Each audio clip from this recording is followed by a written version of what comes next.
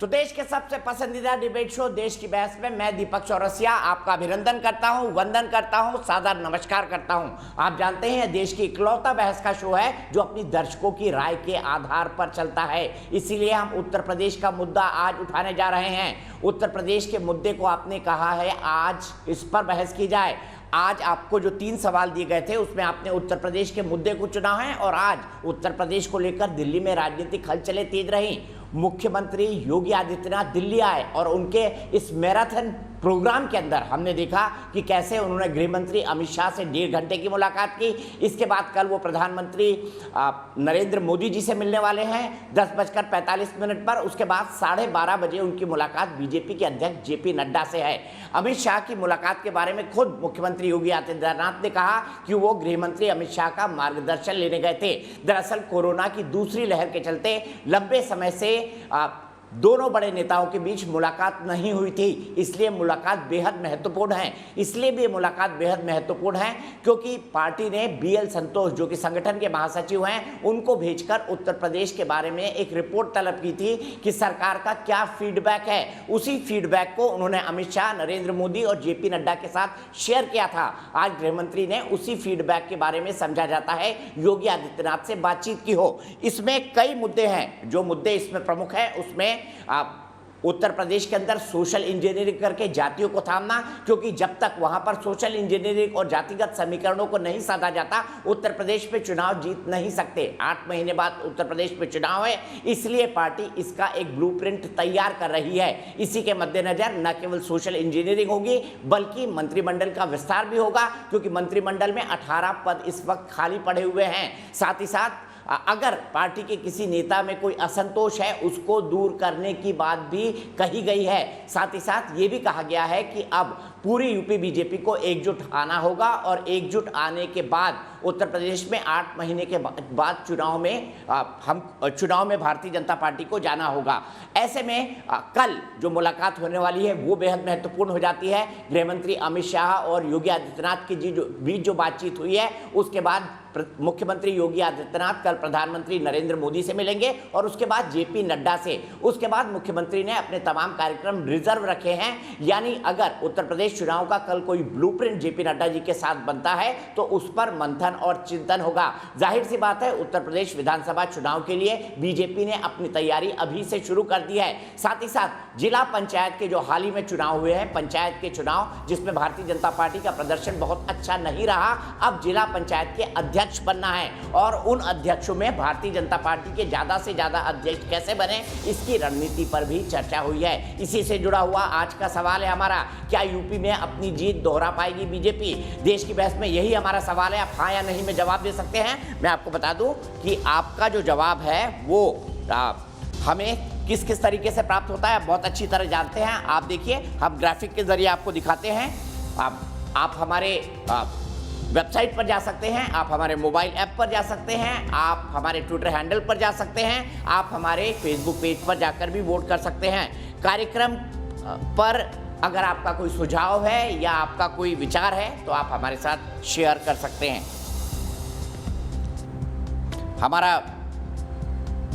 हमारा जो कार्यक्रम है वो है, हमारा जो व्हाट्सएप नंबर है वो है 971100226688।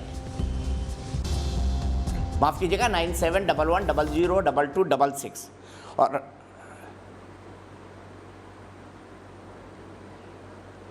तो मैं जल्दी से अपने गेस्ट को इंट्रोड्यूस कर देता हूं। अनिला सिंह भारतीय जनता पार्टी की प्रवक्ता जुड़ चुकी हैं मेरे साथ। इसके अलावा उत्तर प्रदेश के पूर्व डीजीपी विक्रम सिंह जी भी हैं, उनसे भी इस मुद्दे पर बात होगी। समाजवादी के पार्टी के प्रवक्ता भी मेरे साथ हैं, उनसे भी बात होगी। साथ ही साथ हमारे साथ दर्शक भी जुड़ेंगे। इसके अलावा मेरे साथ एहतेशाम हाशमी जी भी जुड़ गए हैं जो कि सुप्रीम कोर्ट के वकील हैं, राजनीतिक चिंतक हैं, राजनीतिक विचारक हैं। मेरे साथ समाजवादी पार्टी के नेता मेरे साथ कपिल श्रीवास्तव जी जुड़ गए हैं जो कि समाजवादी के प्रवक्ता हैं, और डॉक्टर सतीश प्रकाश जो कि एक राजनीतिक विश्लेषक है। अनिला सिंह जी से शुरुआत करता हूं। अनिला सिंह जी, आज की मुलाकात और कल की मुलाकात के मायने, उत्तर प्रदेश में भारतीय जनता पार्टी ने मिशन उत्तर प्रदेश की शुरुआत कर दी है। आप दीपक जी इसको जिस तरीके से भी सोचना चाहें बिल्कुल आप स्वतंत्र है सोचने के लिए, इसमें कोई दो राय है ही नहीं। कि भाई चुनाव जो है अगले साल है, कहने को अगले साल है पर हाँ, कुछ महीनों की ही बात है। अब भारतीय जनता पार्टी तो बिल्कुल मजबूती से चुनाव लड़ती है और आपस में पूरा विचार-विमर्श होता है, चाहे वो शीर्ष नेतृत्व हो, चाहे वो हमारे प्रदेश का नेतृत्व हो, चाहे हमारे लीडर्स हों, चाहे हमारे संगठन के पदाधिकारी हों और चाहे वो हमारे आम कार्यकर्ता हों। आपस में मिलकर, बैठकर, बात कर पूरा स्ट्रेटेजाइज़ कर हम आगे बढ़ते हैं, विषय कोई भी हो, चाहे वो चुनाव का विषय हो या वो कोरोना का विषय हो। तो बैठक किस विषय पे हो रही है, ये तो आपको भी पता चल जाएगा, उसके ऊपर मैं टिप्पणी नहीं करूँगी, परंतु अगर आप मुझसे पूछते हैं कि क्या आप लोग चुनाव की तैयारी कर रहे हैं भारतीय जनता पार्टी उत्तर प्रदेश? बिल्कुल क्यों नहीं करेंगे? चुनाव की तैयारी भी करेंगे, चुनाव लड़ेंगे भी और जीतेंगे भी। लेकिन अनिला जी, जो सबसे बड़ी बात है, दूसरी लहर को लेकर सभी राजनीतिक दल सवाल उठा रहे हैं कि उत्तर प्रदेश ने बेहतर नहीं किया। आप क्या कहेंगी, क्या जवाब देंगे ऐसे राजनीतिक दलों को, और क्या इस नेगेटिव परसेप्शन को आप पॉजिटिव में बदल पाएंगे, जो भारतीय जनता पार्टी की सबसे बड़ी चुनौती होगा? देखिए, जो वेव 2 आई कोरोना की दीपक जी, हम अच्छी तरीके से जानते हैं कि वो म्यूटेटेड वायरस था और इतना खतरनाक और भयानक वायरस था जिसने अचानक हमारे ऊपर हमला किया। हाँ, ये बात दूसरी है कि जनवरी से ही जो है रेड फ्लैग दिखाया जा रहा था कुछ प्रदेशों को कि आपके यहाँ जबरदस्त ट्रेंड देखने को मिल रहा है। आप प्लीज़ कंट्रोल करिए इसको। अपने जो हेल्थ सेक्टर है, इंफ्रास्ट्रक्चर है, उसको मजबूत करिए। परंतु हमने देखा ना महाराष्ट्र ने सुनी, ना छत्तीसगढ़ ने सुनी और जो कोरोना का बॉम्ब फूटा वहाँ पे वो पूरे देश में फैला। उत्तर प्रदेश जो है एक बड़ी आबादी वाला प्रदेश है, 24-25 करोड़ की आबादी यहाँ पर रहती है। मतलब विश्व में केवल 2 और ऐसे देश हैं जिसकी आबादी हमारे प्रदेश से ज़्यादा है, बाकी तो सबकी आबादी हमारे प्रदेश से कम है। ऐसे प्रदेश पे अचानक जब इतनी बड़ी विपदा आकर पड़ी, तो योगी आदित्यनाथ जी जो खुद कोरोना से ग्रसित हो गए थे, उन्होंने कोई भी रेस्ट नहीं किया। जैसी रिपोर्ट नेगेटिव आई, वो आपको धरातल पे दिखाई दे गए। तो टीम 9 इस बार टीम 9 बनी है। तो टीम 9 ने अच्छा काम किया, प्रदेश में भी काम किया। टीम 9 जो है हर जिले में भी है। पूरे एक ऑक्सीजन अब तो एक ऑक्सीजन ग्रिड भी तैयार कर दी गई है, किसी चीज़ की कोई कमी नहीं है। एक एक टाइम पीरियड आया था कि ज़बरदस्त केसेज़ इतने ज़्यादा हो गए थे, ना केवल उत्तर प्रदेश की पर बगल वाले प्रदेशों से भी हमारे प्रदेश में आ रहे थे। हमने देखा एक टफ समय देखा, पर मुझे पूर्ण विश्वास है कि जो उत्तर प्रदेश की जनता है, वो समझती है कि एक समय आया था जब एकदम से सब चारों ओर से घिर गए थे, पर उसको टैकल अच्छे से किया गया है। उत्तर प्रदेश की जनता जानती है कि एक नेतृत्व ऐसा चाहिए उत्तर प्रदेश को कि जो ट्रांसपेरेंसी से काम करे, जिसका कोई हिडन एजेंडा नहीं है, उसको कोई अपना व्यक्तिगत परिवार नहीं है पालने के लिए, ना ही कोई क्षेत्रीय दल है पालने के लिए। तो ऐसा ही नेतृत्व उत्तर प्रदेश की जनता को चाहिए। वो किसमें है? वो योगी आदित्यनाथ जी में है। तो सीधी-सी बात है, क्या मैं कहूँगी कि समझदारी उत्तर प्रदेश की जनता में है और वो जानती है कि कौन-सा नेता, कौन-सा राजनीतिक दल कितने पानी में है। जो लोग आज बहुत बड़ी-बड़ी बातें कर रहे हैं, अभी आप सुनिएगा समाजवादी पार्टी के प्रवक्ता बंधु से, वो कहेंगे कि हम आएँगे इसलिए क्योंकि किसानों की वजह से भारतीय जनता पार्टी से नाराज़ है। कोरोना की वजह से उत्तर प्रदेश की जनता नाराज़ है। भई इनसे पूछो आपने किसानों के लिए क्या किया? आपने कोरोना के समय जब कुछ समय का विपदा का बहुत ही टफ टाइम आया था, आपने क्या किया? केवल ट्वीट। अखिलेश यादव जी ने ट्वीट और जो वैक्सीन हेसिटेंसी है उसको बढ़ाने में काम किया और फिर जब नेताजी ने वैक्सीन लगवाई, तो आपने वही मोदी वैक्सीन को आपने भारत सरकार की वैक्सीन कह दिया। तो सीधी-सी बात है कि जब हमें मायावती जी बिल्कुल गायब दिखाई देती हैं, अखिलेश यादव जी जो है केवल और केवल भ्रम फैलाते हैं, वैक्सीन के लिए उल्टा-सीधा बोलते हैं, तो यहाँ पे जनता देख रही है दीपक जी, काम कौन कर रहा है। ठीक है, मैं सीधे कपिल श्रीवास्तव जी के पास चलता हूं। कपिल जी, मुझे बताइए, क्या कोरोना काल में बेहतर कर पाई योगी सरकार? अनिला सिंह जी कह रहे हैं कि भाई हमारा मैनेजमेंट तो सबसे बढ़िया था, ऐसे में आप क्या कहेंगे समाजवादी पार्टी के प्रवक्ता के तौर पर? दीपक जी, समाजवादी पार्टी या किसी भी विपक्षी दल को अपनी व्यू कहने की जरूरत इसलिए नहीं है कि माननीय सर्वोच्च न्यायालय ने, माननीय दिल्ली हाई कोर्ट ने, माननीय प्रयागराज हाई कोर्ट ने समय समय पे वो इनको आईना दिखाया है कि इनको जीनोसाइड तक की बात कह दी प्रयागराज न्यायालय। माननीय सर्वोच्च न्यायालय ने क्या कह दिया था कि ये तो एक तरीके से मद्रास हाई कोर्ट ने क्या कहा ये तो सरकार हत्या कर रही है। तो देखिए, इनको जो आईना था वो समय समय पे विपक्षी दलों ने वही दिखाया जो माननीय सुप्रीम कोर्ट ने दिखाया, जो हमारी तमाम देश की हाई कोर्टों ने। अब अनिला सिंह जी अगर इसको ये मानती हैं कि वो उनके लिए तमगा है, तो ऐसा तमगा इनके लिए मुबारक। देश की जनता समझ रही है कि इन्होंने कोरोना के अंदर क्या किया। पूरा विश्व इस बात को देख रहा है कि अगर स्प्रेड किसी ने फैलाया तो वही सरकार फैलाई जो कि पीठ ठोकती थी कि हमने देखिए पहली लहर को कितना अच्छा मैनेज कर दिया, भारत से कोरोना गायब हो गया, 167 ऑक्सीजन का प्लांट लगाने के लिए प्राइम मिनिस्टर फंड से आपने पैसा दे दिया, 14 उत्तर प्रदेश में लगने थे। माननीय योगी आदित्यनाथ 14 में एक नहीं लगा पाए, साल भर हो गए। वाह रे मेरी सन, 5 मिनट की मॉक ड्रिल में क्या नतीजे आगरा के नर्सिंग होम के अंदर आए जिसमें 22 लोगों की लाश निकल गई। योगी जी आपको बधाई, क्योंकि आप तो वो व्यक्ति हैं जो गंगा जी में हिंदुओं की लाशें बह रही थी 2000, जिन्हें कुत्ते नोच करके खा रहा था, और आप कहते हैं कि आपने सरकार चलाई है उत्तर प्रदेश की सबसे बेजोड़। अगर आपने उत्तर प्रदेश की सरकार सबसे बेजोड़ चलाई तो हाई कोर्ट और सुप्रीम कोर्ट ने क्यों आपको आईना दिखाया? अगर आपने उत्तर प्रदेश सरकार बहुत अच्छी चलाई तो आप मुझे बताइए कि केंद्रीय नेतृत्व ने और आरएसएस के अंदर जो हाई क्लास ड्रामा देखने को मिला, और एक मीटिंग कोरोना के अंदर, जबकि भारत कोरोना से लोग लगातार मुसलसल मर रहे हैं, आज भी 1 लाख से ज्यादा के केस आ रहे हैं, आज भी 3000 के आसपास आदमी मर रहे हैं, ये चुनाव की तैयारी कर। अरे छिपाना भी नहीं आता और जताना भी नहीं आता। मोदी जी को योगी जी से कितनी मोहब्बत है ये बताना भी नहीं आता। सारे न्यूज चैनल बता रहे हैं कि क्या है और क्या नहीं है। मोदी जी क्यों तलब है, बीएल संतोष साहब क्यों आए थे, उत्तर प्रदेश के प्रभारी ने क्या किया, और उस मुख्यमंत्री को तो हार्दिक बधाई जिसके 200 विधायकों ने उत्तर प्रदेश के विधानसभा के अंदर उनका विरोध किया। उन मंत्रियों को बधाई, उन विधायकों को बधाई जिन्होंने सक्षम रूप से इसी कोविड काल में सारे आईने वही आईने दिखाए जो कि सुप्रीम कोर्ट दिखाती रही है। तो अनिला सिंह जी को तो बिल्कुल सही लगता है। और अनिला सिंह जी तो मेरी बात कह रही थी कि अभी हमारे समाजवादी मित्र कहेंगे किसान, क्यों नहीं कहेंगे किसान, देश के किसान है। कोई समाजवादी पार्टी और भारतीय जनता पार्टी के किसान नहीं है। 6 महीने से बैठे हुए हैं, 400 की शहादत हो चुकी कोरोना काल से पहले। और वाह रे अनिला सिंह जी, अरे किसानों पे कुछ तो आंसू बहा लिया होता। नहीं पीएम साहब बहा पा रहे हैं, नहीं सीएम साहब बना पा रहे हैं। कम से कम आप एक यत्र नारस्ति पूजनती हैं, आप तो कम से कम एक बेटे के, एक शौहर के, एक भाई के जाने का दर्द महसूस कर सकती थी। आप भी किसानों के साथ नहीं खड़ी है, बहुत अच्छी बात है। देश दिखाएगा 2022।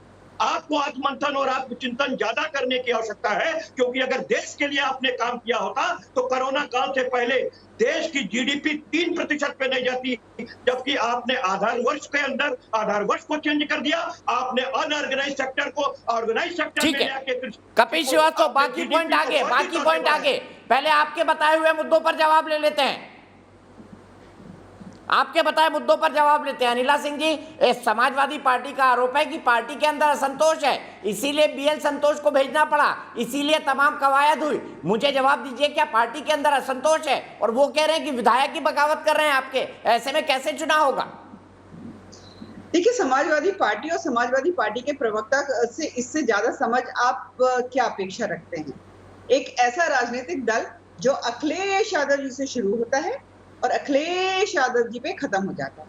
ये संगठन क्या जाने, ये पदाधिकारी क्या जाने, ये एक सिस्टम को क्या जाने, ये क्या जाने कि किस प्रकार से जो बड़े नेता होते हैं वो अपने साथ के नेताओं को या अपने छोटे कार्यकर्ताओं के साथ या जो अपनी पूरी टीम है उसके साथ बैठकर विचार विमर्श कर कुछ उनकी सुनकर कुछ अपनी कहकर पार्टी को कैसे आगे बढ़ाते हैं, जहां पर केवल और केवल सूरज भी अखिलेश यादव जी, चंदा भी अखिलेश यादव जी, तो ये तो गाना गाएंगे, चंदा भी तू, सूरज भी तू, यही गाना गाते रहते हैं समाजवादी पार्टी वाले। पर हमारे पार्टी में ऐसा नहीं होता है।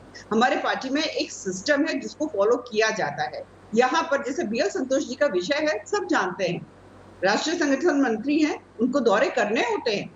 जब से उन्होंने पद संभाला एक बड़ा दौरा किया ही नहीं था उत्तर प्रदेश का, उनको आना ही था। राधा मोहन सिंह जी हमारे प्रभारी हैं उत्तर प्रदेश के, उनको आना ही होगा। एक सिस्टम है, जो कि समाजवादी पार्टी कभी भी नहीं समझ सकती, बीएसपी कभी भी नहीं समझ सकती, कांग्रेस पार्टी कभी भी नहीं समझ सकती। कांग्रेस पार्टी का तो आप हाल देख ही रहे हैं, और समाजवादी पार्टी, मैंने कहा ना, मैं तो चुनौती देती हूँ, जो किसानों की बात करते हैं, जरा गिना दीजिए आपने क्या क्या किया किसानों के लिए। आप चलिए हमसे बेहतर है तो गिना देना, मैं तो खुली चुनौती देती हूँ। और दूसरी बात, कोरोना में हमने कोई ऐसा कानून नहीं लाया जिसके लिए 6 महीने बैठ करके किसान बात कह रहा क्यों बोल रहे हैं? आपको एक बात सोचना चाहिए। आपने मुझसे पूछा तो मैं कह रहा हूँ, सच कड़वा होता अगर है, आप मुझसे सच ना कड़वा पूछती, होता है, आप ये ना सच कहती कि ये कड़वा होता बतावें, है। तो हम बिल्कुल यहाँ नहीं बोलते। पे अखिलेश यादव जी की आपने आरती प्रश्न उतारी पूछा जाती तो मुझे हो, देना अखिलेश पड़ेगा। यादव जी के लिए गाने गाए जाते हो, चंदा भी तू, सूरज भी तू, चांद सितारे सब कुछ तू ही तू, सारी दुनिया तेरे कदमों में। ये समाजवादी पार्टी अच्छा एक गाने बात गाती रहती बताइए, है अखिलेश अगर वो यादव जी को चाँद और लेके। सूरज की पर सारी क्वालिटी रखते हैं समझिए तो उत्तर आपको प्रदेश क्या दिक्कत है? अखिलेश लोकतंत्र है, यादव हम जी गाना नहीं है। गा सकते और हैं। ना ही कपिल जी मैं आपको आपका बता जवाब दीजिए, लूंगा, जगह अगर आप नहीं दोनों बताइए, बोलेंगे नहीं आपकी आवाज नहीं नागरिक जाएगी। जो है वो जानता बताइए, है कि उसको क्या चाहिए। वो आरोप लगा रहे हैं कि ये परिवार की पार्टी है, उत्तर प्रदेश की नहीं। उनका आरोप बड़ा सीधा है कपिल श्रीवास्तव जी। दीपक जी, नहीं तो संविधान पे भरोसा नहीं है कि देश में लोकतंत्र चल रहा है। जिस जगह पे निर्वाचन होता हो उस जगह पे ये राजतंत्र कैसे स्थापित कर सकती है जो कि उत्तराधिकार में कोई व्यक्ति पाता हो। हमारे पार्टी में इनसे बेहतर लोकतंत्र है, क्योंकि हमारी पार्टी ने शुचिता का यज्ञ 2017 में कर करके दिखाया है। एक लाइन पे भी अगर ये स्टर करके अगर सात्विक विचारों को रख सके तो बताइए मुझे। मैं तो बहुत सीधी सी बात कहता हूं कि हमारे यहाँ अगर कोई मुख्यमंत्री बनता है तो विधायक ही अपने विधायक दल का नेता चुनता है। हमारे यहाँ कोई राष्ट्रीय अध्यक्ष बनता है तो हम सारे लोग चुनते हैं तो बनता है। आपको क्या प्रॉब्लम है? क्या बिना किसी निर्वाचन के कोई बन जाएगा क्या विधायक? कोई सांसद बन जाएगा क्या? बिना विधायकों के चुने कोई मुख्यमंत्री बन जाएगा क्या? तो सबसे बड़ी बात, इनको इस बात से सपने से जगना पड़ेगा कि देश 1947 में आजाद हो गया और परिवारवाद और उत्तराधिकार की बात वही संपन्न हो गई जहां भारतीय संविधान में इसे गणराज्य घोषित किया गया। तो अगर ये इस तरह की बात करती है तो यह भारतीय संविधान का उपहास उड़ाती है। यह भारतीय संविधान का उपहास उड़ाने वाले लोग हैं। ये अनुच्छेद 21 का उपहास उड़ाया इन्होंने। कोविड के अंदर ऑक्सीजन नहीं दे पाए, इंजेक्शन नहीं दे पाए, ये एम्बुलेंसेस नहीं दे पाए। ये उत्तर प्रदेश में वही एम्बुलेंस दिए तो हम लोगों ने दी थी। जो विश्वास इंफ्रास्ट्रक्चर हम लोगों ने दिया था उसी को यूज इन्होंने किया है। इन्हें शर्म आनी चाहिए कि न देश को आगे बढ़ा सके न प्रदेश को आगे बढ़ा सके। देश की भी जीडीपी माइनस में कर दिए और प्रदेश के तो हाल ही बुरे हैं। 15% की बेरोजगारी दर तो कोरोना काल से पहले थी, पूरे देश में 23% है। इनको जवाब देना होगा देश के बेरोजगारों को। ठीक है, मैं आप दोनों के पास आऊंगा, दोनों के वैलिड पॉइंट है। मैं डॉक्टर विक्रम सिंह जी के पास चलता हूं, उनसे समझने की कोशिश करता हूं। उत्तर प्रदेश के बहुत नजदीक से उन्होंने उत्तर प्रदेश को देखा है। मैं विक्रम सिंह जी आपसे समझना चाहता हूं, सब राजनीतिक पार्टी के अपने अपने मेरिट्स होते हैं। आपको क्या लगता है, आज उत्तर प्रदेश में बीजेपी ने एक तरह से विधानसभा चुनाव की तैयारी शुरू कर दी है, आगे में क्या आप देखते हैं? क्या ब्रांड योगी के साथ मजबूती से खड़ी हो पाएगी भारतीय जनता पार्टी उत्तर प्रदेश के चुनाव के लिए आने वाले समय में? क्योंकि उन्होंने डिसाइड कर लिया है कि बस इसी के साथ जाना है। दीपक जी, वैसे राजनीति मेरा विषय नहीं है और इस प्रश्न का उत्तर मैं प्रयास कर सकता हूं, क्योंकि ये बिल्कुल ही आपने दार्शनिकों के बीच में एक लोहार को बुला लिया है। तो जो लोहार जिस स्तर का उत्तर दे सकता है, जिस बौद्धिक क्षमता प्रतिभा का इसीलिए कहते हैं 100 सुनार की एक लोहार की। चलिए, तो अब लोहार की सुन लीजिए। लोहार ये साफ दिख रहा है आपके पास कितने विकल्प हैं। विकल्प 1 योगी जी, विकल्प 2 अखिलेश जी, विकल्प 3 मायावती जी, विकल्प 4 देखिए, सपने देखने में तो कोई बुराई है नहीं, मैं भी सोच सकता हूं मैं मुख्यमंत्री बन सकता हूं, लेकिन मुख्यतः अगर आप ये देख लें, आपने सबको ट्राई कर लिया। अब आप आए कैरेक्टर के ऊपर, अब आप आए पर्सनल इंटेग्रिटी के ऊपर। आप नंबर देते चले, चरित्र, सत्यनिष्ठा, प्रशासनिक क्षमता और जनता में एक विश्वसनीयता, इन 4 मानक के ऊपर अगर आप नंबरिंग देना चाहें, अब मैं नंबर यूं नहीं दूंगा क्योंकि ये गोपनीयता मेरी निजता के ऊपर है, ये नंबर मैं व्यक्तिगत जो मैं दूंगा वो अपने पास रखूंगा। आप सभी विद्वान पैनलिस्ट ने नंबर दिए मत दीजिए सर, मत दीजिए, हम नहीं चाहते अभी से इतना बड़ा विश्लेषण हो जाए। लेकिन मैं आपसे सीधे सतीश प्रकाश जी के पास चलता हूं। सतीश प्रकाश जी मुझे बताइए, विक्रम सिंह जी माफ कीजिएगा, मैं आपको 1 मिनट रोक रहा हूं। सतीश प्रकाश जी आप बताइए, अनिला सिंह जी कह रही है उनकी पार्टी में सब कुछ ठीक ठाक है, आप राजनीतिक विश्लेषक है, बताइए आपको सब कुछ ठीक ठाक लगता है?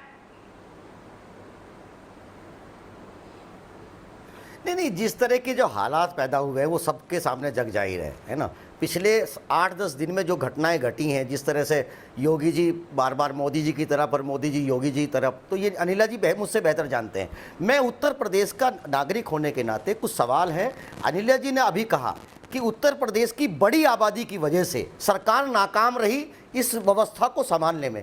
तो अनिला जी, यही उत्तर प्रदेश है जिसकी वजह से आप केंद्र में सरकार चला रहे हैं। यही उत्तर प्रदेश है जहां पे इसकी अधिक आबादी के कारण ही यहां से सबसे ज्यादा लोकसभा के सदस्य आपको जिता करके भेजे हैं। यही उत्तर प्रदेश की जनता में। देखिए, कभी भी आपको सत्ता किस लिए दी थी? आपने कभी इस बात का मंथन किया? इससे पूर्व की जो सरकार थी उसके ऊपर आपने आरोप लगाए कि उनकी कानून व्यवस्था बहुत बेहतर नहीं है। अगर आप उत्तर प्रदेश की जनता आपको मौका देगी तो आप कानून व्यवस्था को सुधारेंगे। आपको एनालिसिस करना चाहिए कि आपने इतनी बड़ी सरकार और स्पष्ट बहुमत होने के बावजूद भी क्या आप उत्तर प्रदेश की कानून व्यवस्था संभाल पाए? आपने एनकाउंटर तो कराए। मुख्यमंत्री जी ने यह दावा किया कि या तो अपराधी का एनकाउंटर हो जाएगा या अपराधी जेल के अंदर रहेगा। जब अपराधी जेल के अंदर है, एनकाउंटर कर दिया आपने, फिर उत्तर प्रदेश में अपराध क्यों पनप रहा है? आपको बताइए। आपने कहा कि इससे पूर्व की सरकार में बहु बेटियां सुरक्षित नहीं है। आप हमको यह बताइए कि जब एक बेटी के साथ बलात्कार हो रहा था, बीजेपी के विधायक ने बलात्कार किया, आपने उसके खिलाफ क्या कार्रवाई की? आप ही के बीजेपी के एक बड़े लीडर जो केंद्र में अटल जी की सरकार में बाकायदा राज्य गृह मंत्री रहे, जब उन्होंने एक बेटी के साथ बलात्कार किया तब बीजेपी उसके साथ रही।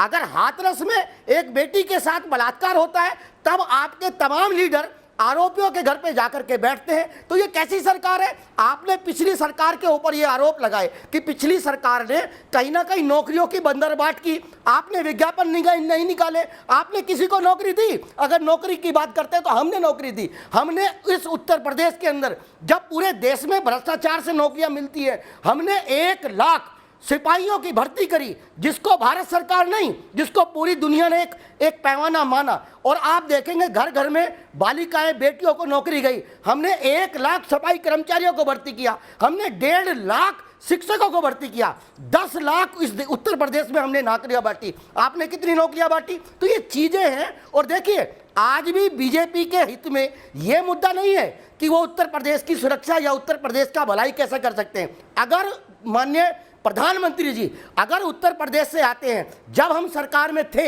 हम मानते हैं कि उत्तर प्रदेश की बड़ी आबादी है, वहां संसाधनों की कमी है। आप अगर सरकार बीजेपी की है तो उत्तर प्रदेश की जो राज्य सरकार है वो केंद्र से क्यों नहीं एक आर्थिक बजट की बात करती है? आप 1 लाख करोड़ रुपए की उत्तर प्रदेश की जनता के लिए मांग कीजिए ना। हम जब सत्ता में थे हमने 80,000 करोड़ रुपए केंद्र सरकार से मांगा। हालांकि तब की तात्कालिक जो बीजेपी कांग्रेस की सरकार थी उसने हमारी बातों को नहीं माना। देखिए दीपक जी, महामारी गई नहीं है, महामारी भी आएगी, चुनाव भी आएंगे। आपको यह तय करना है कि आपको चुनाव जीतना है या जो महामारी है उसके खिलाफ लड़ना है। देखिए, आज आपको एक बात का पुनर्मंथन करना पड़ेगा कि उत्तर प्रदेश की जो स्वास्थ्य व्यवस्था है वो कहीं ना कहीं उसको बहुत बेहतर और बढ़िया संसाधनों की आवश्यकता है। अनिला सिंह कह रही है कि कोरोना मैनेजमेंट बिल्कुल ठीक रहा। क्या ठीक रहा यूपी और देश में? एहतेशाम जी बताइए as a political analyst. Anila ji, Ehtesham के बाद आपके पास आ रहा हूं। के नाम चेंज किए। देखिए, ठीक है, सतीश प्रकाश जी को यही रोकिए, सिर्फ एहतेशाम की क्या बात, क्या कहा क्या नहीं कहा ये एक अलग बात है। लेकिन शायद अनिला जी इतनी ज्यादा भक्ति में मतलब लीन हो गई हैं योगी जी की कि उनको न्यूज़पेपर, जलती लाशें और यूपी जलता हुआ जो यूपी प्रदेश है वो उनको दिख नहीं रहा है। लेकिन मैं अपनी सिस्टर को ये बताना चाहूंगा कि बहन, अगर आप न्यूज़पेपर पढ़ती, शमशान घाट जाके देखती और वहां के युवाओं की स्थिति देखती तो शायद आप ये बयान नहीं देती। आप मातृ शक्ति हैं और हिंदुस्तान में सबसे ज्यादा एक माँ की पूजा होती है। लेकिन एक आपके रूप में मैं मानता हूं कि एक माँ यहाँ पे चैनल बैठी हुई है और अगर एक माँ ही सच्चाई बयान नहीं करेगी प्रदेश की और देश की तो आम जनता का क्या होगा? आप देखिए, आप इस बात से एक इत्तेफाक रखेंगे कि यूपी में कोविड के टाइम पे रेप और बाकी क्रिमिनल केसेस में बहुत ज्यादा इजाफा हुआ है। यूपी में जब पंचायत इलेक्शन कराए 1600 से ज्यादा सरकारी टीचरों की जान चली गई, उनके लिए आप लोगों ने क्या किया बताइए आप। आज रेप के केस में यूपी नंबर 1 बनने की कगार में है, आपने क्या किया। यूपी का जो पढ़ा लिखा बच्चा है, जो पढ़ा लिखा स्टूडेंट है, वो जॉब के लिए दर दर की ठोकरें खा रहा है और महाराष्ट्र और दिल्ली के चक्कर लगा रहा है। उनके लिए आपने क्या किया बताइए, इसका जवाब आपको देना है। आपकी सरकार है, सरकार का काम होता है कि सबका साथ सबका विकास, लेकिन यहां का सत्यानाश और सबको बर्बाद करके रख दिया है आपने। इसके बारे में क्या कहना है आपको। आप गूगल पे यूपी टाइप करिए और क्रिमिनल केसेस, रेप केसेस, आपको मैं बताना चाहता हूं एक भाई की हैसियत से कि 670 क्रिमिनल केसेस बीजेपी के लीडर्स पे से यूपी सरकार ने विड्रॉ किए हैं। इसके बारे में क्या कहेंगे आप। एक तरफ तो आप दम भरती हैं कि यूपी से हम क्राइम खत्म कर रहे हैं, लेकिन 700 क्रिमिनल लीडर जो थे बीजेपी के, उनके आपने क्रिमिनल केसेस विड्रॉ कर लिए। तो इस तरह से क्राइम कैसे हो गया बताइए। देशवासी आज आपको देख रहे हैं और आपको जवाब देना है कि यूपी की यह खस्ता हालत, यूपी की जो इकोनॉमी है, जो वहां के लोगों की स्थिति है,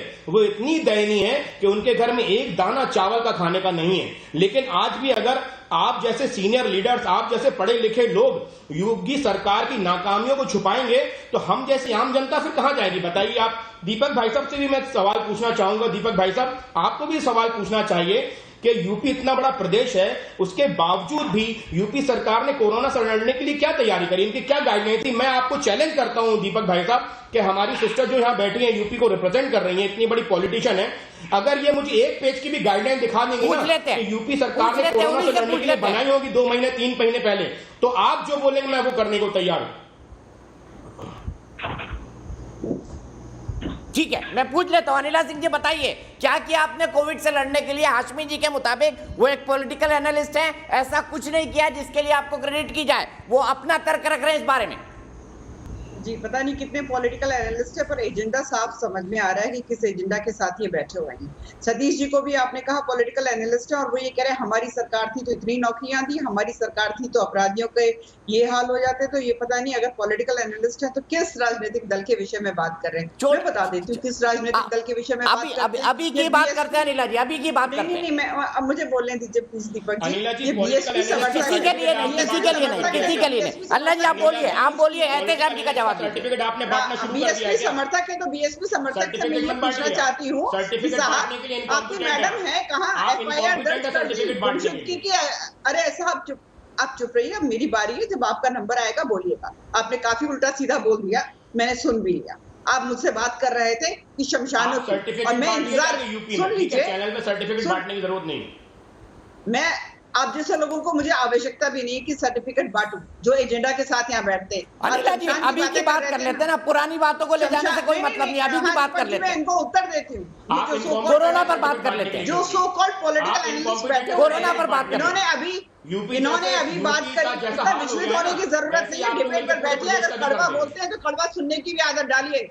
यहाँ पर मैं आपके केवल भाषण सुनने के लिए नहीं बैठी हूँ। आप मेरी सरकार के बारे में उल्टा सीधा बोलेंगे, मैं आपको यहाँ पे आप सुशांत की बात कर रहे थे ना, समाजवादी पार्टी और बीएसपी समाजवादी पार्टी और ये जो पॉलिटिकल एनालिस्ट बैठे हैं, ये तीनों के तीनों शमशान की बात कर रहे थे ना।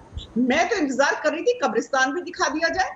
लगातार शमशान दिखाए जा रहे थे, इंटरनेशनल मीडिया भी शमशान दिखा रही थी। कभी लाशें जलती हुई दिखा रहे थे, कभी गंगा के किनारे दफनाए हुए दिखाए जा रहे थे, कभी रामनवमी चदरें दिखाई जा रही थी, पर कब्रिस्तान की तो एक भी फोटो नहीं आई। ये वायरस क्या देखकर इन्फेक्ट करता है कि हिंदू हैं, इन्हीं को इन्फेक्ट करो, इन्हीं को इन्फेक्ट करो, इन्हीं को इन्फेक्ट करो। क्या मुसलमानों को इन्फेक्ट नहीं किया गया? तो साफ दिखता है कि एजेंडा क्या था, किस तरीके की एजेंडा से पूरी न्यूज कवर की गई है। यहाँ पर ये भी आप लोगों ने हिंदू मुस्लिम किया। ये भारतीय जनता पार्टी की फितरत नहीं है कि कोरोना जैसी विपदा आए और हम इसमें हिंदू मुस्लिम करें। पर केवल और केवल शमशान दिखाने का मकसद ये था कि हिंदुओं देखो कोरोना मैनेजमेंट नहीं हो पा रहा। मुसलमानों को क्यों नहीं दिखाया गया? हाँ, कब्रिस्तान क्यों नहीं दिखाए गए? केवल हिंदुओं को दिखाया जा रहा है। क्या मतलब है इसका? कोरोना। और मैं एक चीज और बता दूं सतीश जी, आप कह रहे थे कि मैं बहाना कर रही हूँ कि हमारी बड़ी आबादी है। मैं सत्य पे बोलती हूँ, 25 करोड़ की आबादी वाले प्रदेश को ऊपर इतनी बड़ी विपदा आई और उसको जिस तरीके से कंट्रोल किया है उत्तर प्रदेश के मुख्यमंत्री जी ने, आज उसका उदाहरण स्थापित हो गया है। हाँ, उस वक्त भी सबसे ज्यादा केसेस जो थे उत्तर प्रदेश में नहीं आए थे। उत्तर प्रदेश ने हमेशा चीजों को कंट्रोल करके रखा। अगर 25 करोड़ की आबादी है तो आपको लगेगा ही लगेगा, यहाँ पे इतने लोग इन्फेक्ट हो रहे हैं, डेथ भी हो रही है, तो आप इसके मतलब है कि जो नेतृत्व जो सरकार है उसके ऊपर आप कॉर्नर कर देंगे। आप लोगों के राजनीतिक दल ने, आप लोगों के नेताओं ने क्या किया, उसका विपदा जो पड़ी हुई थी, जो आपदा हमारे ऊपर आई, उसमें अवसर ढूंढ रहे थे, और वो भी राजनीतिक। आप लोगों ने सोचा राजनीतिक रोटियां सेक लें, ये फायदा होगा हमें चुनाव में, और कुछ आपने दिखा दिया। पंचायत के चुनाव में तो हौसले बहुत बुलंद हो गए। हाँ, मुंगेरी लाल के सपने देखने लग गए आप साहब। उत्तर प्रदेश के लोग जो है ना, इतने मूर्ख नहीं है, इतने मूर्ख नहीं है। आप लोगों की हांडी चढ़ चुकी है, देख चुके हैं एक तो किस प्रकार से भ्रष्टाचार हुआ, मूर्तियों पे मूर्तियां बनाए जा रहे हैं, मूर्तियों पे मूर्तियां बहन जी की, और सबने देख लिया कि ठीक है, मैं सीधे कपिल श्रीवास्तव जी के पास चलता हूं। कपिल श्रीवास्तव जी बताइए आप क्या कहेंगे? कपिल श्रीवास्तव जी अनिला जी की बात पर क्या कहेंगे, आप बताइए। अनिला जी की बात पे हम यही कहेंगे कि राम राज्य का भरोसा दे करके मदिरा राज स्थापित किया योगी राज ने, क्योंकि उनके इस शासन काल में 4.5 साल के 7 आपराधिक ऐसे मदिरा पान हुए हैं जिसमें 100 से ज्यादा की जाने गिनी। और अभी अभी अलीगढ़ के अंदर आपने देखा है नमूना। वाह रे मेरे योगी जी, हर बजट में पीठ ठोकते हैं कि मैंने सबसे ज्यादा शराब से पैसा कमाया है और 1% सिर्फ गौ माता जी के लिए लगाया। तो वाह रे धन्य हो सरकार, और संत की सरकार चल रही है साहब मदिरा राज की। अब एक चीज मैं कहना चाहूँ, इन्होंने एनसीआरबी के आंकड़े उठा लीजिए। इनकी सरकार चाहे केंद्र में हो चाहे राज्य में हो, शिक्षित बेरोजगारों ने दीपक जी 60% बेरोजगारी है, और सबसे ज्यादा आत्महत्या की। शर्म की बात है इनके। किसानों को भी पीछे छोड़ दिया। हमारा किसान जो मुसलसल मरता रहा, हम सारे लोगों की कमियों से मैं एक्सेप्ट करता हूं चीजों, लेकिन वाह रे योगी और मोदी की सरकार, 60% की बेरोजगारी आपने पकड़ा दी। एक तरफ से आपने वेतन आयोग खा लिया, दूसरे तरफ से पेंशन खा लिया, सारे लोगों की जवानी और बुढ़ापा आपने सड़क पर ला दिया। और अगर बच्चों ने बाल मुड़वाया तो एक मुंडा ही आदमी क्या कहता है कि उनके कर्म ही ऐसे थे कि मुड़वा मुंडा हो गए। तो ये सोचना चाहिए किसी भी संवैधानिक पद में बैठे हुए बच्चों, एक पिता को, क्योंकि कोई भी सीएम या पीएम किसी प्रदेश और किसी देश के लिए पालनहार होता है, एक पिता के समान होता है, अपने बच्चों का अपमान करते हैं। वाह रे योगी जी, आपने क्या कहा था कि इस देश में, हमारे प्रदेश में रोजगार की कमी नहीं है, नौकरी की कमी नहीं है, यहाँ योग्य लोगों की कमी है।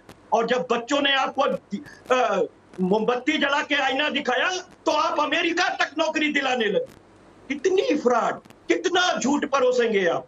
देश की जीडीपी -7, देश का बेरोजगारी दर 23%, 65 साल की सरकार जिसमें अटल बिहारी जी की सरकार ने मिला करके भी भारत के इंफ्रास्ट्रक्चर के लिए 45 लाख करोड़ ही केवल उठाए, आपने केवल 7 साल में करिश्मा कर दिया। 51 लाख करोड़ रुपया विश्व बैंक से उठाया और किस इंफ्रास्ट्रक्चर में लगाया, जबकि आपने 15 एम्स की घोषणा करने के बाद केवल 3% आपने जो है धन मुहैया कराया। किसी के पास ओपीडी है, किसी के पास भर्ती करने की जगह नहीं, किसी के पास जमीन है तो किसी के पास बिल्डिंग नहीं।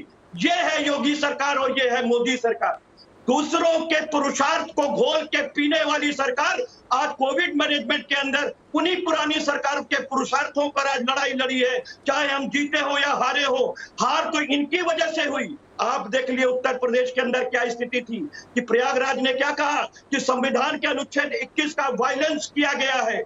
जो सरकार संविधान के 21 अनुच्छेद के अंतर्गत जो हमें प्राण एवं दैहिक स्वतंत्रता का अधिकार हासिल कराया है, जो हमें चिकित्सा की गारंटी दी गई है, उस चिकित्सा की गारंटी पे आपने पानी फेर दिया। आपने एक छोटी छोटी अनिवार्य दवाएं नहीं हासिल कराई, आपने ऑक्सीजन नहीं हासिल कराया, आपने वेंटिलेटर हासिल नहीं कराया। आपने वेंटिलेटरों को तो छोड़ दीजिए, आपने और 5 साल की योगी सरकार में दीपक भाई एक भी एम्बुलेंस भारतीय जनता पार्टी के सरकार के समय में नहीं खरीदी गई है। मैं इस बात को चैलेंज कर रहा हूं। बल्कि आपने देखा होगा कि किस तरीके के इनसे सांसद दलाली करते हैं और अपने घर में एक नहीं 25 एम्बुलेंस रखते हैं, जिसकी वजह से सैकड़ों लोगों की मृत्यु इसी बिहार के अंदर हुई। और धन्य है नीला जी और धन्य है मोदी जी, उनको अपने लोग इस तरीके के नहीं दिखते। योगी जी के साथ 200 लोग धरना दे रहे हैं उनके खिलाफ, आप टीम 9 और टीम 11 बना रहे हैं। टीम 11 बनाए थे और आप बहुत अच्छा काम कर रहे थे, क्यों आपने बदल दिया? क्यों आपने खो खो की टीम बना ली क्रिकेट की टीम को हटा करके? इसका जवाब आपको प्रदेश की जनता को देना पड़ेगा। और आप कहते हैं कि आप मुंगेरी लाल के सपने देख रहे हैं। ठीक है, हम मुंगेरी लाल के सपने देख रहे हैं, क्योंकि उत्तर प्रदेश में 4 बार हमने सरकारें बनाई हैं और चलाई हैं और इस प्रदेश को खुशहाली से भरा है। क्योंकि कोई भी इंफ्रास्ट्रक्चर उठा करके आप देख लीजिए, चाहे लखनऊ के अंदर, चाहे पूरे प्रदेश के अंदर, वो अखिलेश यादव जी की सरकार की देन रही है। आपने तो केवल नाम बदला, आपने इकाना स्टेडियम का अटल बिहारी कर दिया, आपने राम मनोहर लोहिया का बदल दिया, लखनऊ में बनाया हुआ कैंसर हॉस्पिटल का आपने प्रयास किया और आज आप कोविड हॉस्पिटल भी हम लोग के कहने से बनाए। आपने जेपी के यादगार में जो हम लोगों ने बनाया था उसको बेचने का प्रयास किया। आपकी तो वो सरकार है जो पूरे देश के इंफ्रास्ट्रक्चर को बेच के और लोगों को भगाने में लगी हुई है और आज तक एक भगोड़ा वापस नहीं ला पाई। यही सत्यता है। 100 दिन में काला धन नहीं आया, पेट्रोल बढ़ गया 100 के ऊपर, डीजल बढ़ गया 100 के पार। शर्म नहीं आती है 35 रुपए में देने वाले ये जो पेट्रोल और डीजल की बात करते थे, आज वो लोग कहाँ है? इनको बताना पड़ेगा, इनको देश को जवाब देना पड़ेगा दीपक जी। और ये देश की बात हो रही है। ठीक है कपिल जी, जवाब ले लेते हैं अनिला जी से। अनिला जी इनको लीजिए जवाब इनसे। इनका कहना है कि पूरी तरह से फैले और ये कह रहे हैं कि आपने हमारी सरकार के पुरुषार्थ को अपने नाम कर लिया कोविड में। यही कह रहे हैं, एम्बुलेंस हमारी, अस्पताल हमारे नहीं खोले, हमने जो जो काम किया उसको आपने अपना लिया। नहीं, अगर इन्होंने इतने अच्छे काम किए होते तो 2014 में दिखा दिया होता, हाँ 2017 में दिखा दिया होता, 2019 में दिखा दिया होता। पर हमने तो देखा ना लगातार कि किस प्रकार से इनके रिजल्ट्स रहे हैं। तो कबीर जी पता नहीं कहाँ किस दुनिया में रहते हैं। और इनको एक चीज समझ लेनी चाहिए, हमने करके ये जो कर रहे हैं बातें, तो इनको ये समझ लेना चाहिए कि कोई भी सरकार आती है वो काम करती है, उस सरकार में कितना काम किया गया और उस काम में से जो पैसा लगा है कितना उस परिवार जो अपने आप को डायनाक्रेट्स होते हैं उनके झोली में चला गया और कितना जो है जमीन पे लगा। तो उसमें अगर आप कंपैरिजन कर लेंगे तो आपको पता चल जाएगा कि समाजवादी पार्टी या बीएसपी जब सत्ता में आए हैं केवल और केवल भ्रष्टाचार किया है, इसके अलावा कुछ भी नहीं किया है। भ्रष्टाचार के नाम पर अगर अपना ये गिना रहे हैं, काम नहीं गिना पाए। जब भी आप समाजवादी पार्टी से पूछेंगे तो कहेंगे नहीं हमने मेट्रो शुरू करी थी जो कभी चालू नहीं करवा पाए, वो हम स्टार्ट कर पाए। फिर ये कहेंगे एक एक्सप्रेस वे बनवाया था और एक अरे क्या हो गया जी, बोलेंगे ना आप बोल लीजिए, आप आए ना, आप बोल लीजिए, आप बोल लीजिए, आप बोल लीजिए। नहीं मैं आप अभी मेट्रो बनाया तो जोश चढ़ रहा हो बोलने का।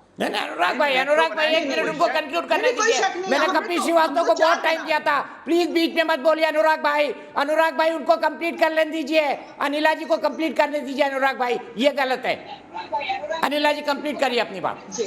तो सीधी सी बात है, एक्सप्रेस वे जो लेने का जो भी इन्होंने बनाया हुआ है उसकी हालत भी हम ही ने ठीक कराई है। तो आज चाहे इंफ्रास्ट्रक्चर की बात कर ले जिसमें एक्सप्रेस वे भी आता है, अस्पतालों की बात कर ले और ये एम्बुलेंस की बात कर रहे थे। हमें अच्छी तरीके से पता है कि क्या होता था एम्बुलेंस उस वक्त। तो कुछ भी हो, उत्तर प्रदेश की जो जनता है वो देख रही है, चाहे वो नौकरियों का मामला हो, चाहे वो सुरक्षा का मामला हो, चाहे अपराधियों के नकेल लगाने की बात हो। हमने तो 1000 करोड़ की प्रॉपर्टी उनकी जब्त करी है, समाजवादी पार्टी ने या बीएसपी ने कौन सी प्रॉपर्टी जब्त कर ली थी? हम तो कहते हैं हमने 130 के करीब एनकाउंटर्स किए हैं जघन्य अपराधियों के। आज जब विकास दुबे जैसा जघन्य अपराधी एनकाउंटर में मारा जाता है और हमने देखा कि किस प्रकार से समाजवादी पार्टी, कांग्रेस और बीएसपी ने आंसू बिल्कुल उसके लिए। खुशी दुबे की बात तो करेंगे भाई। हाँ बिल्कुल, खुशी दुबे को क्यों आपने अंदर कर रखा है भाई? उस बेचारी का क्या गलती है जरा बताइए। नहीं आप बताइए, नहीं खुशी दुबे को क्यों आपने अंदर रखा भाई? उसके पति ने गलती की, उसके पति को सजा मिली, वो बेचारी की नहीं शादी हुई। कंप्लीट करने दीजिए, अनिला जी कंक्लूड करिए। विकास चंद्रा मेरे साथ जुड़ गए एक महत्वपूर्ण खबर के साथ। खुशी दुबे को क्यों आपने अंदर रखा? विकास चंद्रा एक महत्वपूर्ण खबर के साथ जुड़ गए। अनिला जी एक मिनट कंक्लूड करिए। महिलाओं पे अत्याचार क्यों हो रहा है? आप महिला उस बच्ची के बारे में बोलिए, वो बच्ची आज जेल में बंद है, किस बात के लिए बंद है? अरे उसके पता कि नहीं उसका पति क्रिमिनल था, उसको सजा मिली, उसकी पत्नी की क्या गलती है भाई? उसकी शादी उससे होगी, गलती है? हिंदू रीति रिवाज के अंदर नहीं, हिंदू रीति रिवाज से शादी हो गई, वो उसका पति हो गया तो उसकी पत्नी को जेल भेज देंगे? मतलब आप अपने लोगों के खिलाफ जेल भेज रहे हो? सवाल की बात करो, ये उसकी सजा है। अनुराग जी बीच में नहीं प्लीज, अनुराग जी मैं आपको पूरा मौका दूंगा, आज बहुत वक्त है मेरे पास। को आपने जेल के अंदर डाल दिया, बट उसकी माँ पे क्या गुजर रही है? अरे एक माँ की खुशी लौटा दो, हिंदुस्तानी माँ की, उत्तर प्रदेश की माँ की एक खुशी लौटा दो। उत्तर प्रदेश की माँ की खुशी को क्यों आपने अंदर रखा है? किसी का पति क्रिमिनल हो सकता है, उसकी बीवी क्रिमिनल नहीं है जो आपने उसको जेल के अंदर में डाल दिया। उसकी बीवी को आपने जेल के अंदर में क्यों डाला, ये मैं पूछ रहा हूँ बार बार। आप बताइए क्यों आपने डाला है खुशी दुबे को? खुशी दुबे को क्यों डाला है? आप तो खुद महिला है, आप महिला की मदद नहीं करना चाहती। माँ के 10 दिन की शादी, उससे बेचारी को यह भी नहीं पता होगा कि उसका पति है कौन और उसका पति कौन है, उसको मालूम नहीं। उसका पति क्रिमिनल निकला, उसको सजा। अनुराग जी ऐसे क्यों बोलते हैं आप? अरे उसकी बीवी की गलती तो बताओ, उसका कौन सा गलती है? उसने कौन सा मर्डर किया? अच्छा मैं आप दोनों को रोक रहा हूँ, रुकिए। अनुराग जी आप बीच में क्यों टपकते हैं? जानती है भैया, खुशी दुबे की बात है, ये एक महिला सम्मान की बात है। महिला सम्मान के लिए तो हम दीपक जी आपसे बोलेंगे, आप भी बीच में कूदिए। एक बच्ची के सम्मान की बात है, एक विहाता जिसकी शादी हो गई गलती से, उसका पति क्रिमिनल था, उसको सजा मिल गई, तो उस बच्ची का क्या गलती है जो उसको जेल में डाल रखा है? ये बताइए ना, बताइए खुशी दुबे की क्या गलती है? खुशी दुबे की गलती बताइए। यादव जी के बेहद निकट है, एक बहुत बड़ा चेहरा है समाजवादी पार्टी का। खुशी दुबे की चिंता बताइए। विकास दुबे के परिवार और उससे जुड़े हुए परिवार। खुशी दुबे की बताइए ना, खुशी दुबे ने क्या गलती की है जो आपने उसको अंदर डाल रखा है? खुशी दुबे ने क्या गलती की है? आप एक महिला है, महिला की मदद नहीं करेंगे, उसको बेवजह जेल के अंदर डाल रखा। सिर्फ उसकी इतनी गलती थी कि माँ बाप ने उसकी शादी कर दी। उसने देखा खुशी दुबे की, अमर दुबे से शादी हो गई, अमर दुबे क्रिमिनल था, उसको सजा मिली, लेकिन खुशी दुबे को किस बात की सजा मिल रही है? क्यों उसकी जिंदगी बर्बाद की जा रही है? क्यों उसकी जिंदगी बर्बाद की जा रही है? मैं आपसे पूछना चाहता हूँ, उसने क्या गुनाह किया? उसने शादी करना गुनाह है क्या? हिंदू रीति रिवाज से शादी होना गुनाह है क्या? हिंदू रीति रिवाज से शादी होना गुनाह है क्या? और हिंदू रीति रिवाज में आप जानते हो कई बार ऐसा होता है कि माँ बाप लड़का देखते हैं, शादी कर देते हैं, लड़की की शादी हो जाती है, उसके बाद में पता चलता है कि लड़का क्रिमिनल था तो लड़के को सजा मिल गई, लेकिन आपने उसकी पत्नी को किस बात की सजा दी? उसने तो दुनिया भी नहीं देखी, उसे तो मालूम नहीं है कि शादी के बाद जिंदगी होती क्या है, और उसने आपने खुशियां छीन ली, उसको जेल भेज दिया।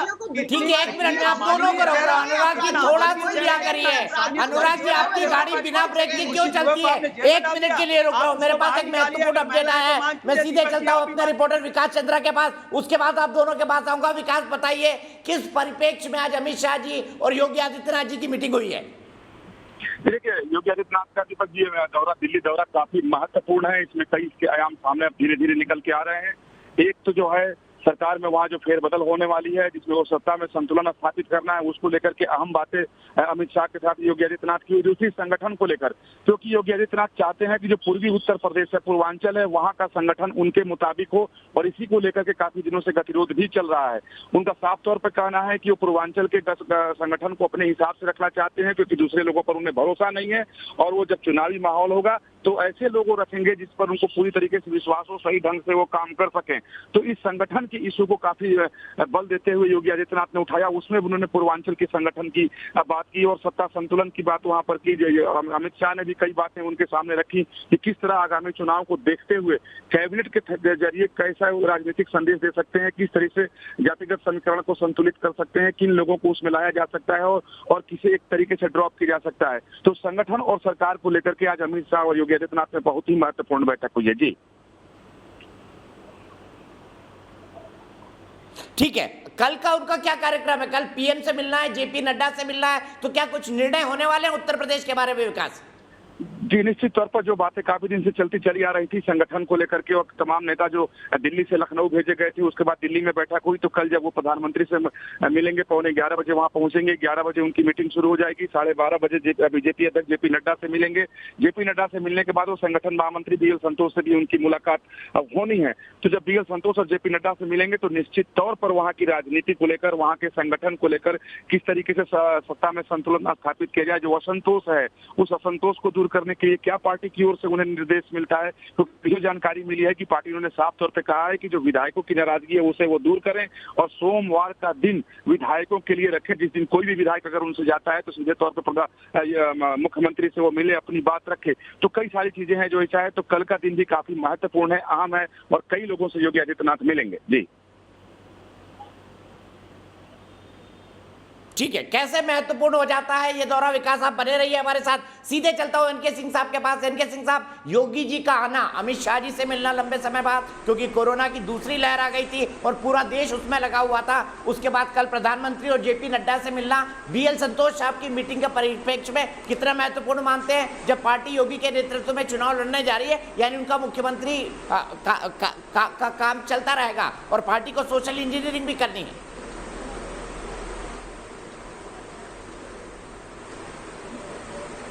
जी हाँ, बिल्कुल सही कहा आपने। और इसका लब्बो-लुआब ये है कि योगी बने रहेंगे, लेकिन कुछ परिवर्तन होंगे और वो कैबिनेट में भी होंगे, ऑर्गेनाइजेशन में भी होंगे। लेकिन इसमें एक पेच है अभी भी, जो दोनों के बीच में एक मतभेद हो गया है पार्टी ऑर्गेनाइजेशन और योगी जी के इंडिविजुअल उस पे। उसका सबसे बड़ा दारोमदार है कि योगी जी जो पूर्वांचल में अपनी बादशाहत रखना चाहते हैं और अपना वर्चस्व रखना चाहते हैं, इसके पीछे एक बहुत बड़ा राज है। पूर्वांचल में योगी काफी इन्फ्लुएंस है, पार्टी को डैमेज भी कर सकते हैं और पार्टी को बना भी सकते हैं। लिहाजा वहां पे वो, वरना कोई भी चीफ मिनिस्टर ये कह सकता है भाई पूरा वर्चस्व यूपी में हमारा होना चाहिए, लेकिन अगर वो सिर्फ पूर्वांचल में मांग रहे हैं तो जहां उनका इन्फ्लुएंस बहुत ज्यादा है, वो जानते हैं पश्चिमी यूपी में बीजेपी की स्थिति खराब है, बहुत अच्छी नहीं है। लिहाजा पूर्वांचल से ही बीजेपी जीत सकती है या हार सकती है।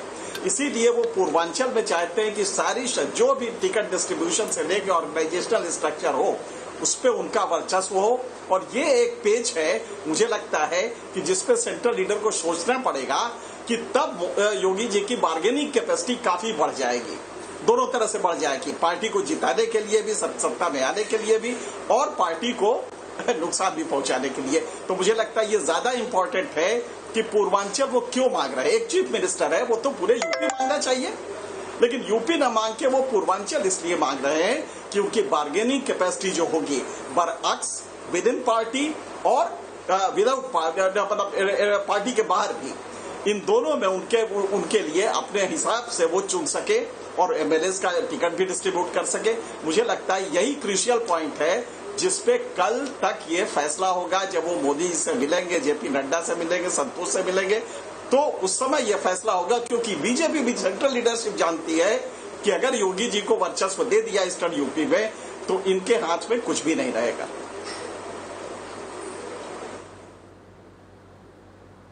ठीक है, आपको क्या लगता है ऐसे में पार्टी क्या बीच का रास्ता निकालेगी एनके सिंह साहब?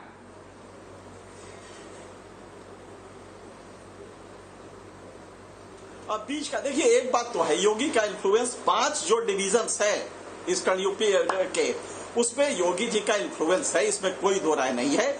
आप कह सकते हैं कि अभी कोरोना काल में, लेकिन कोरोना काल में तो जनरल लोग की नाराजगी थी, इसमें सिर्फ यूपी के लिए नाराजगी थी ऐसा नहीं है। ये तो अंदर से क्रिएट किया गया और ये पता नहीं क्यों माना गया कि योगी से लोग नाराज हैं और इसलिए हो रहा है, कोरोना मिसमैनेज हुआ है, ये वजह नहीं है। योगी जी की अपनी स्टाइल है जिसको लेके एक सेक्शन है जो कि नाराज था और नाराजगी के पीछे भी सेंट्रल लीडरशिप है। तो ऐसे में ये जो समझौता होगा, योगी जी यहाँ पे बिल्कुल नहीं मानेंगे अगर ईस्टर्न यूपी में उनके वर्चस्व को जरा सा भी आंच लगने दी। आप जानते हैं कि किसी एक व्यक्ति को लाके एमएलसी बना के वहां पे चाहा जा रहा था कि उनको मजबूत पोजीशन दिया जाए, मेरे ख्याल से वो भी योगी जी ने नहीं माना। तो ईस्टर्न यूपी में अपना वर्चस्व कहीं से ढीला नहीं होने देंगे। लिहाजा केंद्र सरकार, सेंट्रल लीडरशिप को सतर्क रहना पड़ेगा और इस पे मुझे लगता है कि दबना पड़ेगा सेंट्रल लीडरशिप को, और जो वो मांग रहे हैं वो करनी पड़ेगी। ईस्टर्न यूपी उनको देना ही पड़ेगा और कोई विकल्प नहीं है, वरना योगी जी नुकसान भी पहुंचा सकते हैं। ठीक है, मैं यहीं पे ब्रेक के लिए रुकता हूं। ब्रेक के बाद हम तुरंत वापस आते हैं, हमारी बहस जारी रहेगी उत्तर प्रदेश की नई राजनीतिक हलचल पर। ब्रेक। तो हम बात कर रहे हैं उत्तर प्रदेश के ताजा राजनीतिक हालात पर। हम बात कर रहे हैं योगी आदित्यनाथ के दिल्ली दौरे पर। आज उन्होंने अमित शाह से 1.5 घंटे तक मुलाकात की। साथ ही साथ कल प्रधानमंत्री और जेपी नड्डा से मिलने वाले हैं। क्या मेकओवर होगा भारतीय जनता पार्टी संगठन का और सरकार का, इसी पर चर्चा कर रहे हैं। मेरे साथ समाजवादी पार्टी से अनुराग भदौरिया हैं, मेरे साथ वरिष्ठ पत्रकार NK सिंह साहब हैं, मेरे साथ भारतीय जनता पार्टी की राष्ट्रीय प्रवक्ता अनिला सिंह जी हैं, मेरे साथ इसके अलावा मेरे सहयोगी विकास चंद्रा भी मौजूद हैं। सबसे पहले विकास के पास चलता हूं और मेरे साथ प्रोफेसर सतीश प्रकाश भी मौजूद हैं। सबसे पहले विकास के पास चलता हूं। और विकास, किस तरह की सोशल इंजीनियरिंग करेगी पार्टी आने वाले दिनों में, क्या लगता है आपको? देखिए, आज की जो बैठक थी वो काफी अहम बैठक थी, क्योंकि सरकार, संगठन और जो लोक कल्याणकारी योजनाएं उत्तर प्रदेश में चल रही हैं उसको कैसे गति दी जाए, चुनाव के पहले नया काम क्या हो सकता है ताकि लोगों में एक संदेश दिया जाए, इस पर विस्तार से चर्चा योगी आदित्यनाथ की अमित शाह से हुई। हालांकि बैठक में और क्या कुछ बातें हुई इस पर भी पर्दा ही रखा गया है, इसकी जानकारी आधिकारिक तौर पर नहीं दी गई है। लेकिन सोशल इंजीनियरिंग को लेकर के पार्टी काफी सक्रिय है, क्योंकि ये जो बार बार ये बात आ रही थी कि ब्राह्मण वहाँ नाराज है और सवर्णों में सबसे ज्यादा वोट ब्राह्मणों के होते हैं, तो अगर उसमें नुकसान होता है तो उसकी भरपाई कहाँ से की जाए।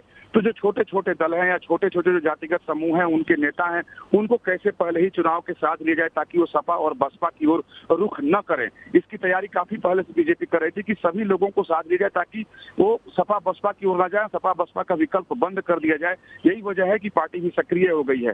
तो अगर नाराजगी है किसी एक तबके में तो दूसरे तबके को ला करके उसको उसमें संतुलन स्थापित किया जाए। दूसरा, अभी मौका है कि सरकार में, यानी जो वहाँ की उत्तर प्रदेश की सरकार है, उसके कैबिनेट में फेरबदल करके भी लोगों को संदेश दिया जा सकता है। तो उम्मीद की जा रही है कि कुछ नए चेहरे शामिल भी होंगे, कुछ लोगों को हो सकता है कि ड्रॉप भी किया जा सकता है, कुछ ऐसे चेहरे भी सामने आएंगे जो चौंकाने वाले चेहरे होंगे। तो इस तरह से सोशल इंजीनियरिंग को संतुलित करने के लिए और अपने पक्ष में करने के लिए कई स्तरों पर बीजेपी और वहाँ की सरकार और संगठन काम कर रही है। जी अनिला सिंह जी, पिछले चुनाव में आपने जातिगत समीकरण बहुत अच्छी तरह से साधित है। क्या आपको लगता नहीं है कि अभी तक के जो हालात हैं उसमें फिलहाल ये समीकरण थमते हुए नहीं दिख रहे हैं, जैसा विकास कह रहे हैं? फिर मैं अनुराग जी के पास जाऊंगा। देखिए, जहां तक मैंने ऑब्जर्व किया है, 2014 का इलेक्शन रहा हो, 2017 का इलेक्शन रहा हो, चाहे 2019 का इलेक्शन रहा हो, उत्तर प्रदेश की जनता ने और देश की जनता ने जाति और धर्म से ऊपर उठकर वोटिंग करी। यहाँ तक कि मैंने ये ऑब्जर्व किया कि परिवार में जो महिलाएं हैं उन्होंने जो वोटिंग की और उनके जो हस्बैंड्स हैं उन्होंने पूछा, पति हैं, उन्होंने पूछा किसको वोट किया, तो उन्होंने उनको शेयर नहीं किया। उनका जहां मन था उन्होंने वहां पर वोट डाला। तो मुझे लगता है कि जब अब वो समय आ गया है कि लोग जो है केवल जाति और धर्म इसको देखकर वोटिंग नहीं कर रहे हैं, उनके अब जो दायरा है वो बहुत ऊपर उठ गया है, वो बहुत सारी चीजों को कंसिडर करते हैं।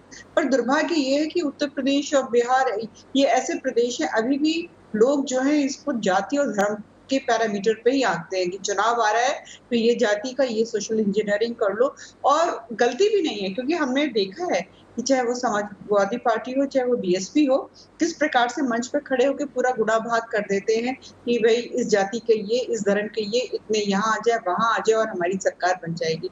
पर भारतीय जनता पार्टी का अप्रोच ये नहीं रहता है और रहना भी नहीं चाहिए। 21st सेंचुरी में हम रहे, हम कब तक हम उत्तर प्रदेश को केवल जाति की जो बेड़ियां है उसमें बांध कर रखेंगे।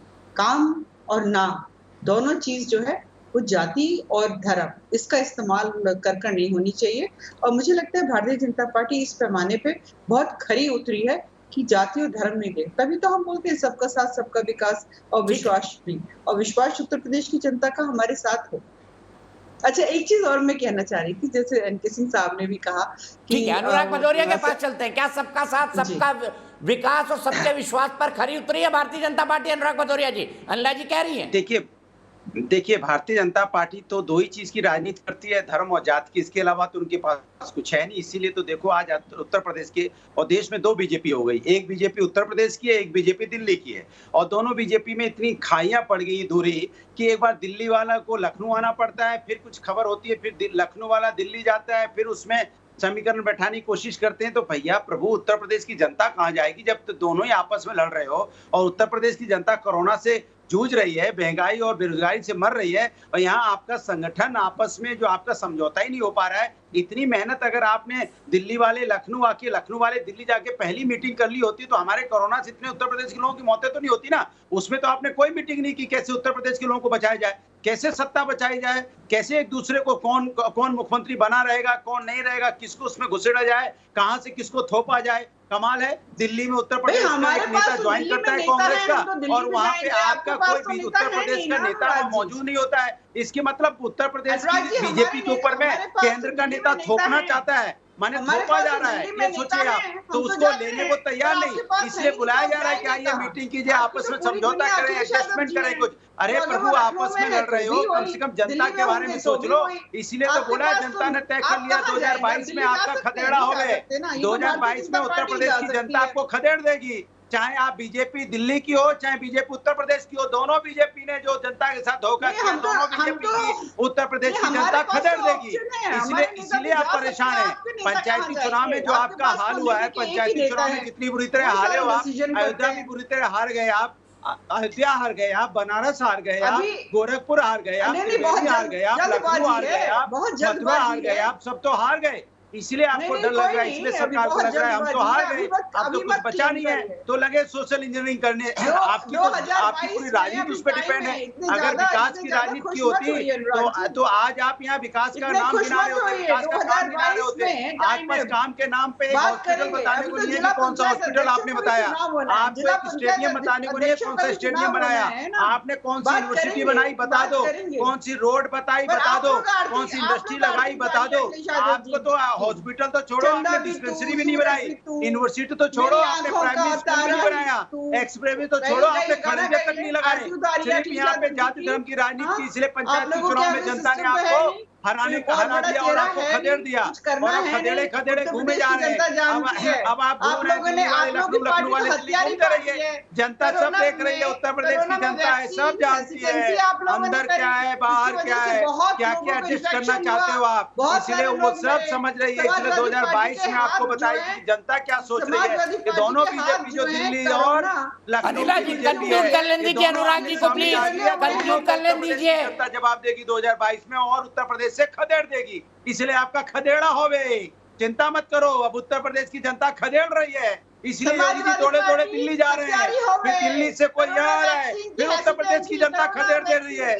अरे उत्तर प्रदेश की जनता ने खदेड़ दिया, अब तो प्रभु राम ने भी आपको खदेड़ दिया, प्रभु राम ने तो अयोध्या से भी खदेड़ दिया, बोला खदेड़ो इनको। इनकी नाकामी की कमजोरी की वजह से हमारे बच्चों की सांसें रुक गई, बेचारे तड़प के बिना ऑक्सीजन के तड़प के लोग मर गए। इनकी नाकामी की वजह से हमारे लोगों की जानें निकल गई, इसलिए प्रभु राम ने अयोध्या में हरा के खदेड़ दिया और वहाँ काशी बाबा ने भी हरा के खदेड़ दिया, उधर त्रिवेणी बाबा ने भी हरा के खदेड़ दिया, उधर मथुरा ने भी हरा के खेड़ दिया, वहाँ कृष्ण भगवान ने भी चक्र घुमा दिया, भागो यहाँ से नहीं गर्दन काट देंगे, भागो।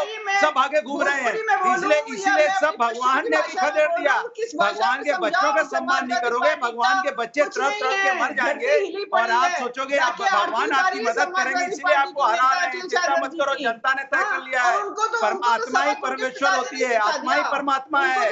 आत्मा को तकलीफ पहुंचाई आपने, एक माँ के बच्चे छिने हैं, एक माँ के नहीं एक माँ का एक लड़की का सुहाग लुटा है। आपको पता है हमारे बच्चे छोटे बच्चे अनाथ हो गए आपकी नाकामी की वजह से। एक माँ का बेटा चला गया, एक बेटे की माँ चली गई, एक बच्चों के पिताजी चले गए, पेरेंट्स गायब हो गए। सोचो आपकी नाकामी की वजह से उनकी मौत हो गई। इसलिए उत्तर प्रदेश की जनता ने तय कर लिया कि वो सरकार है जो उत्तर प्रदेश की जनता के बारे में नहीं सोच रही है, सत्ता के बारे में सोच रही है, सत्ता की मीटिंग कर रही है, इसलिए आपको सत्ता में नहीं आने दोगे, इसलिए आपका खदेड़ा होवे, इसलिए खदेड़ा होवे। आपको खदेड़ दिया, प्रभु राम ने भी खदेड़ दिया, जनता ने भी खदेड़ दिया, आप तो खदेड़ा होवे, उत्तर प्रदेश से खदेड़ा होवे। आप जाओ दिल्ली, भागो दिल्ली, आप दिल्ली भागो, दिल्ली वाले लखनऊ आए, लखनऊ वाले दिल्ली जाए, जनता ने बोला भाग लो, जहाँ पे जाओ, लेकिन उत्तर प्रदेश में मत रहो, उत्तर प्रदेश से भागो, जहाँ जाना।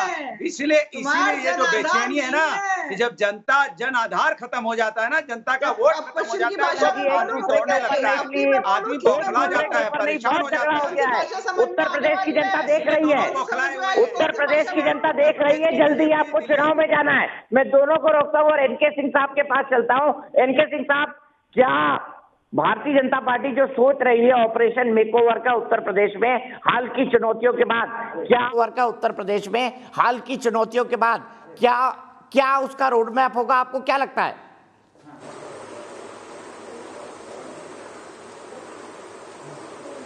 देखिए दीपक जी, हम आप दोनों जानते हैं 30-40 साल से इस प्रोफेशन में, 40 साल से ज्यादा से हैं। इंजीनियरिंग दो तरह की होती है, एक सोशल इंजीनियरिंग होती है और दूसरी पॉलिटिकल इंजीनियरिंग होती है।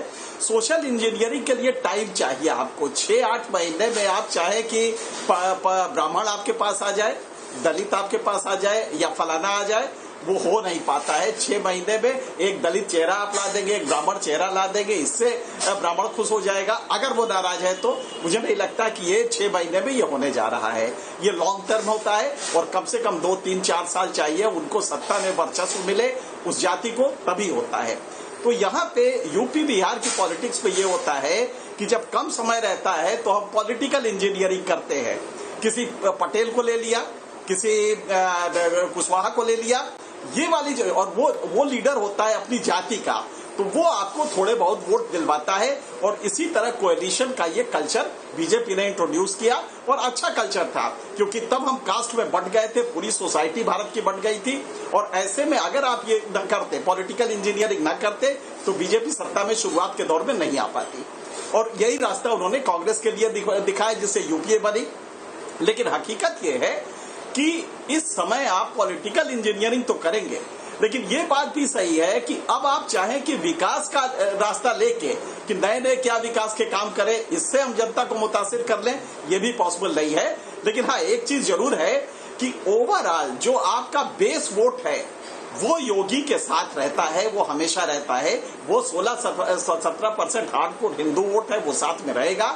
अगर आपने एग्रेसिव कार्ड खेला हिंदुत्व का, या अगर आपने प्योर हिंदुत्व कार्ड खेला, उससे भी आपके वोट आएंगे, इसमें कोई दो राय नहीं है। पर एक चीज और है कि योगी पे कोई ऐसा स्टिग्मा नहीं लगा है जिसको हम कहें कि उसकी वजह से जनता बहुत नाराज है, लिहाजा योगी को बिल्कुल उतारने पे उतारू है। मुझे नहीं लगता कि ठीक है सर, मैं यही आपको रोकूंगा, मेरे पास वक्त इतना ही है। चलते चलते मैं नतीजे बता दूं, क्या उत्तर प्रदेश में भारतीय जनता पार्टी अपनी जीत दोहरा पाएगी?